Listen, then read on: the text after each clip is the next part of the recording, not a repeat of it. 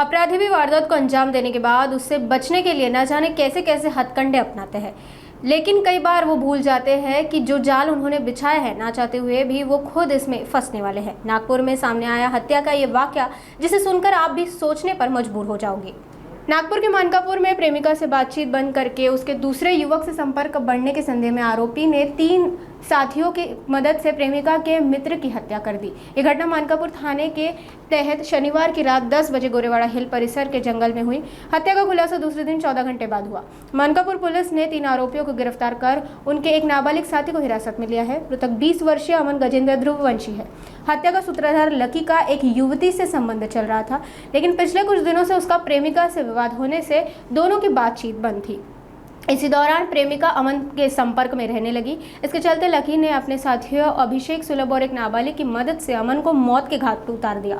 वहीं दूसरे दिन खुद को सेव करने थाने पहुंचा अभिषेक की शिनाख्त पर पुलिस ने जंगल पहुंचकर अमन का शव बरामद किया। अमन के घर नहीं लौटने पर उसके परिजन दूसरे दिन रविवार को मिसिंग की शिकायत लेकर थाने पहुंचे। इस दौरान आरोपी अभिषेक भी थाने पहुंचा था। अभिषेक के बयान के आधार पर ही सभी आरोपियों को गिरफ्तार किया गया। वहीं अन्य आरोपियों के बयान के आधार पर अभिषेक के हत्या में लिप्त होने की जानकारी भी पुलिस के सामने आई। सभी आरोपियों को हिरासत में लेकर पूछताछ जारी है।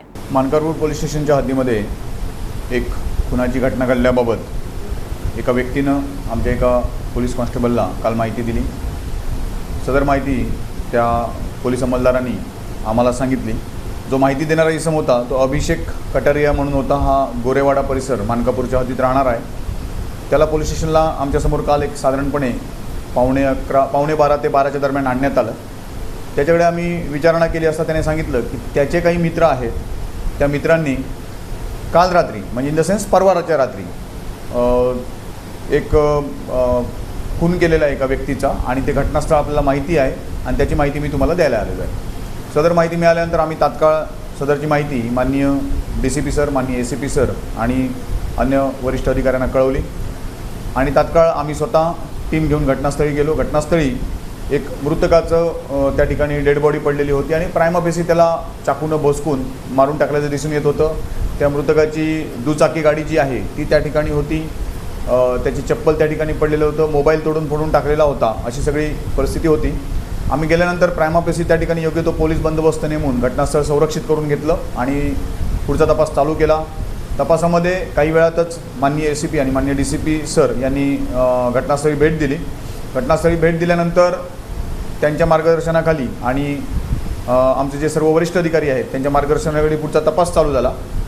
आता हा जो मृतदेह होता हा नेमका कोणाचा होता माहीत नव्हता, परंतु त्याच दरम्यान पोलीस स्टेशनला एक गजेंद्र ध्रुववंशी नावाचे इसम त्यांचा मुलगा हरवल्याबाबत तक्रार देण्यासाठी आलेले होते। आम्ही पोलीस स्टेशनकडून ती माहिती घेतली आणि त्याचा फोटो मागून घेतला। तर असं लक्षात आलं की ज्या व्यक्तीचा खून झालेला आहे तो व्यक्ती हा अमन गजेंद्र ध्रुववंशी म्हणजे त्या तक्रारदारांचा मुलगा आहे आणि त्या पद्धतीने बॉडीची ओळख आम्हाला पटली आणि जो आम्हाला माहिती देणारा इसम होता अभिषेक कटारिया यांनी आम्हाला त्या आरोपींची नावं सांगितली। आरोपींची नावं सांगितल्यानंतर तात्काळ तांत्रिक तपास करून सुमारे 1 ते 1.5 तासामध्ये आमच्या DB पथकानं पहिले जे 2 आरोपी आहेत, एक लकी मेंढवार आणि त्याचा एक अल्पवयीन मित्र आहे, विधिसंघर्षग्रस्त बालक आहे, त्या दोघांची नावं सांगितली। आमच्या टीमने त्यांना तात्काळ ताब्यात घेतले। जो विधिसंघर्षग्रस्त बालक आहे तो त्यावेळी अल्पवयीन आहे आम्हाला माहीत नव्हतं, नंतर माहीत झालं ते। तर त्या दोघांना ताब्यात घेऊन विचारपूस केली असता त्याच्यामध्ये असं लक्षात आलं की आम्हाला इन्फॉर्मेशन देणारा इसम अभिषेक कटारिया हा देखील गुन्ह्यात सहभागी आहे आणि त्याचा एक अजून मित्र आहे सुलभ ठाकूर हा देखील गुन्ह्यामध्ये सहभागी आहे। हे 3 आरोपी आणि एक विधिसंघर्षग्रस्त बालक हे गुन्ह्याच्या तपासामध्ये ताब्यात घेण्यात आले। त्यानंतर घटनास्थळाचा कायदेशीर पद्धतीनं फॉरेन्सिक व्हॅन बोलवून आणि बाकी सगळ्या तांत्रिक बाबी पूर्ण करून पंचनामा करण्यात आला आणि त्या आरोपींना अटक करण्यात आलेली आहे। प्रथमदर्शनी झालेल्या तपासामध्ये एक मुलगी आहे जी लकी मेंढवार जो आरोपी आहे त्याची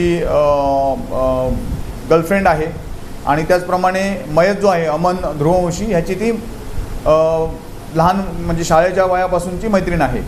तर लकीला अमन हा त्याच्या या सगळ्या गोष्टीमध्ये अडथळा वाटत असावा आणि म्हणून त्यामुळेच त्याने हा अमनचा प्रथमदर्शनी खून केल्याचं प्राइमा फेसी दिसून येत आहे।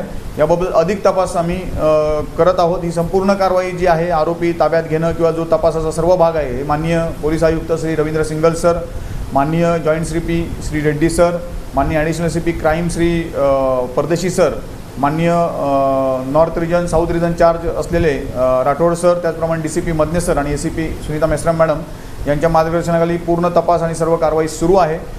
तपास आम्ही स्वतः करत आहोत आणि सद्यस्थिती जे 3 आरोपी आमच्या अटकेत आहेत त्यांना आज रोजी माननीय न्यायालयात आम्ही हजर करणार आहोत, पुढील तपास करणार आहोत. आरोपीचे काय रिपोर्ट आहे का?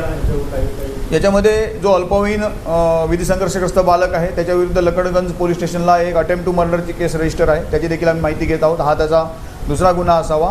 बाकी आरोपींविरुद्ध काही रेकॉर्ड नाही आहे. अभिषेक कटारिया जो आम्हाला इन्फॉर्मेशन देणारा होता आणि तो त्याच्यामध्ये नंतर आरोपी निष्पन्न झालेला आहे, तर त्याच्यावर जुगाराचा एक गुन्हा दाखल आहे. याच्या व्यतिरिक्त आरोपींचा काही रेकॉर्ड नाही आहे. हा मर्डर मुलीसाठी काही प्रेमप्रकरणासाठी आहे का असं? हा म्हणजे तेच आहे की जो आरोपी लकी मेंढवार आहे त्याला कदाचित मयत जो आहे अमन हा त्याच्या प्रेम प्रकरणामध्ये अडथळा वाटत असावा असा आमचा प्रथमदर्शनी निष्कर्ष आहे.